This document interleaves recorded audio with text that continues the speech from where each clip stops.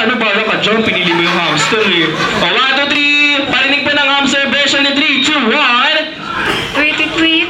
Bakit parang naging ibon? Iba, pasensya na po, iba na po yung tulog ng hamster. Tweet-tweet na po. Ayun. Ano pa? Ano yung hamster?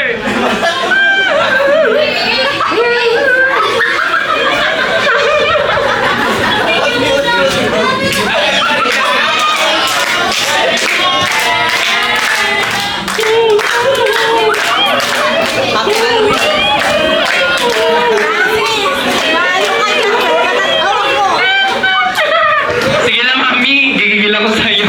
Ayan. Thank you so much. Palakpakan naman po natin ang ating hamster. Nagpapatour pa